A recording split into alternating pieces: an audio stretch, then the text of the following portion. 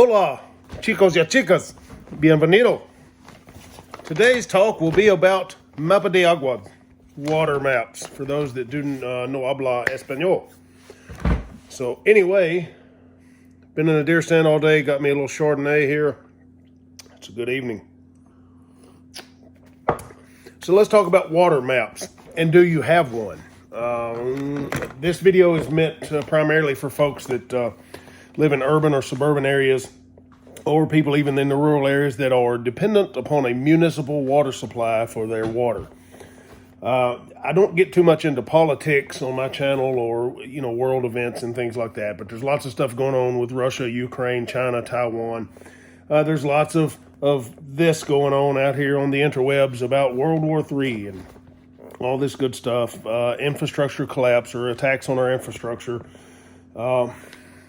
Dude, you never know. Just because we haven't had a war on our land in our lifetime doesn't mean that we're immune to it and we're exempt from it. So I'm not going to get into all that stuff. But water map, even for things, we just had a massive string of tornadoes come through here, killed 100 plus people in Kentucky and several here in Western Tennessee.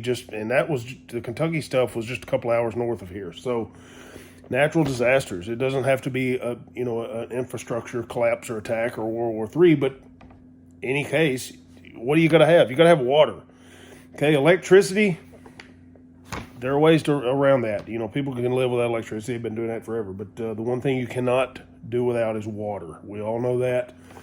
So when I'm talking about a water map, like here where I'm at here at the cabin, and even on our school grounds, we have a creek there. We have creeks and springs here around the cabin. We have a well. We're not on any, public water supply at all. So, folks that are situated and geared up like that, probably not gonna be very relevant to them if they've got all that taken care of on the front end. But it's still good things to know and do.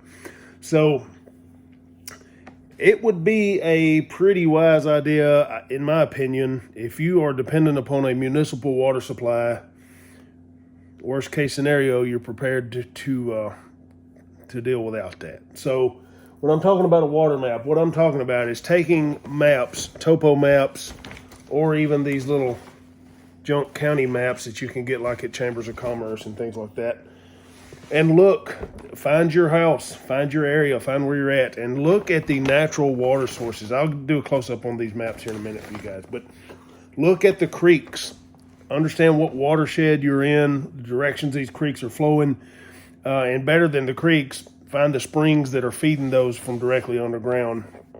And you should be able in this part of the country to access water very quickly, even by foot. Now, transporting water, obviously that stuff is heavy. So you're talking on foot, you're talking on bicycles or whatever, whatever the case may be. End of the fucking world as we know it, whatever your scenario is. Transporting it's another thing. Averages range for the average person, the average household or per person is 80 to 100 gallons of water per day is what people average use on just any given day of living comfortable, living like people live these days. If you're trying to severely cut that back and you're not bathing every single day and you're just using it for cooking or for basic hygiene needs, you can probably cut that way down. Everybody's different, but I could probably cut it down to 3 or 4 gallons a day if I had to, maybe even less than that. But there again, you got to understand how much that stuff weighs, 8.8 pounds per gallon. So hauling that stuff over distance, especially on foot, is going to be a nightmare. But knowing where it is better than not knowing where it is. So there are other things in play here, and this is not a video about water treatment options or water filtering options. This is about having a water map or a way of knowing where fresh water supplies are for you and your family in the event of infrastructure down, or to reduce that dependence on public utilities. Rain catchment is another option. I've got a metal roof on here. I've got a gutter out here. I can pipe into that dude at any given moment and store water if I need to, but I don't need to because I've got creeks and a well. But if you are dependent on a municipal water supply, it might be a good idea to look at your roof. Rain catchment might be an option for you. So water's the main thing, man. You've only got a limited amount of time to survive without the water. So storing water's fine. There are different ways to treat that and store that and filter that. I'm not going to get into all that. But what I would do and what I would advise you guys to do is, let me bring you along for the ride here. I can't really see this, so I'm just going to point out some stuff, and I hope you guys can see it. So if I live along the main road here in one of these homes, or let's say I live in this home way up here, I want to be looking at these creeks, these water supplies. I want to be looking at my elevation, seeing where natural springs, such as you guys might can see right here, flows and feeds this. That's going to be a good water source right here, whereas this surface water that's been flowing for a while may be subject to a lot more contamination than where it comes out of the side of the hill. There is water, as you guys can see. There are creeks and springs all over this map in this part of the country. There's no shortage of water here in this area for sure.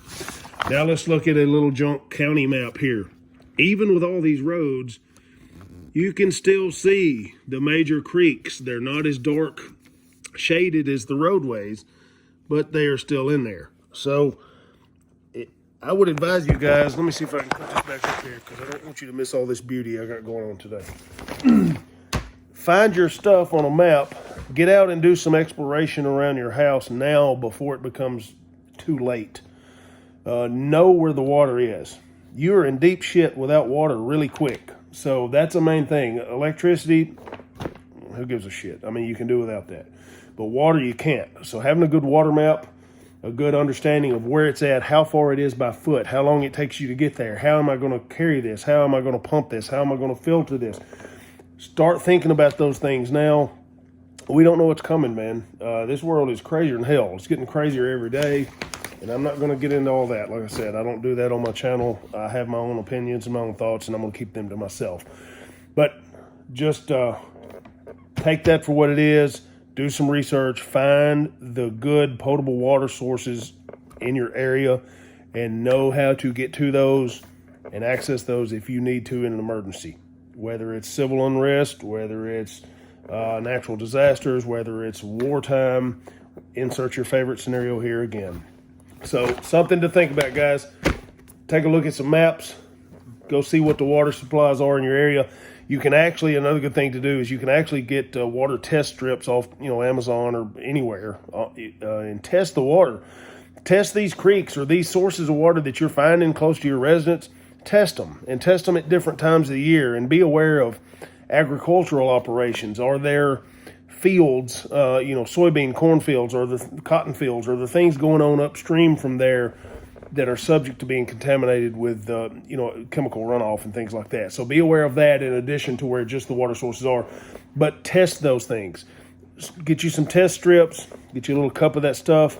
Do it once a month or once every 60 days throughout different times of the year, so you'll know pretty good what's going on with that water supply, which one is more or less contaminated, which ones are safe and good to go, and find those sources that are feeding those.